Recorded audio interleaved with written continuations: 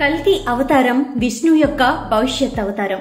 తెల్లని గుర్రం మీద ఒక దివ్య యోధిని రాకను ముందుగా తెలియజేసే మనోహరమైన భావన. శ్రీమద్ భాగవతం, విష్ణు పురాణం, మహాభారతం, మత్స్య పురాణం మరియు కల్కి పురాణం వంటి హిందూ గ్రంథాల ప్రకారం కల్కి విష్ణు యొక్క 10వ అవతారం. అతను విష్ణు యొక్క చివరి అవతారంగా ప్రవచించబడ్డారు మరియు నైతిక మరియు ఆధ్యాత్మిక క్షీణతతో కూడిన కలియుగ యుగాన్ని ముగించటానికి భవిష్యత్తులో కనిపిస్తాడు. కల్కి అవతార ఆగమనం ప్రస్తుత యుగం అయిన కలియుగంలో జరుగుతుందని ముందే చెప్పబడింది. ఇది 3102 BCలో మహాభారత యుద్ధం ముగిసిన తర్వాత ప్రారంభమైంది మరియు ఇది 4,32,000 సంవత్సరాల పాటు కొనసాగుతుందని అంచనా వేయబడింది.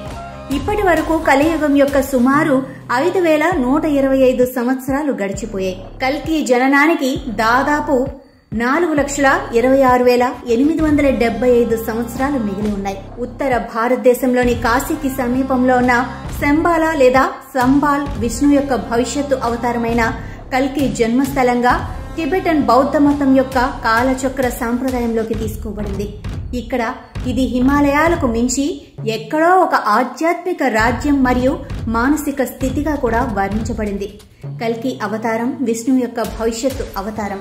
తెల్లని గుర్రం మీద ఒక దివ్య యోధిని రాకను ముందుగా తెలియజేసే మనోహరమైన భావన. భైరవ తన మాతృభూమి యొక్క అణిచివేత పరిమితులు మరియు ఔదార్య వేటగాడి యొక్క ప్రమాదకరమైన జీవితం 2898 ADలో ఎడారిగా మారిన కాశీ నగరం ఇప్పుడు ఉనికిలో ఉన్న ఏకైక నగరం. ఇది క్లిష్టమైన అని పిలువబడే నగరం. పైన ఉన్న చతురస్రాకారపు ఆధారం మెగా స్ట్రక్చర్ నుండి నిరంకుశ శ్రేష్టమైన సుప్రీం యాస్కిన్ పాలించబడుతుంది. భారతీయ పురాణాలు మరియు డిస్టోపియన్ సమాజం నేపథ్యానికి వ్యతిరేకంగా ఈ కథ 3102 BC సంవత్సరంలో మహాభారతం యొక్క సంఘటనలు కలియుగ ప్రారంభంలో 2898 AD వరకు సహస్రాబ్దాల ప్రయాణాన్ని వివరిస్తుంది.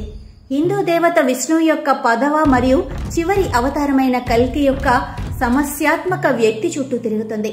కలియుగంపై ఆధిపత్యం చెలాయించే ప్రతికూల లక్షణాలు మరియు శక్తులకు ప్రతీక అయిన కాళీ అనే రాక్షసుని ఓడించడమే కల్కి యొక్క ప్రాథమిక లక్ష్యం. కల్కి ధర్మాన్ని స్థాపించి సత్యం, ధర్మం మరియు ధర్మంతో కూడిన తదుపరి యుగమైన సత్యయుగాన్ని ప్రారంభిస్తాడు.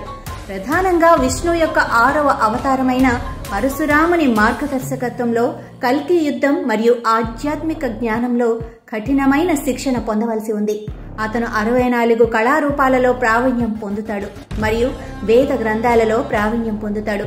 పరమశివుడు కల్కి తన మిషన్లో సహాయం చేయటానికి దివ్య ఖడ్గంతో సహా శక్తివంతమైన ఆయుధాలను అనుగ్రహిస్తాడు. తన కార్యాన్ని నెరవేర్చి ధర్మాన్ని స్థాపించిన తర్వాత కల్కి సంభాల రాజ్యాన్ని 1000 సంవత్సరాలు పాలిస్తాడు. చివరికి అతను తన భార్యలు పద్మావతి మరియు రాములతో కలిసి విష్ణువు యొక్క దివ్య నివాసమైన వైకుంఠానికి తిరిగి వెళ్లాలని ఎంచుకుంటాడు.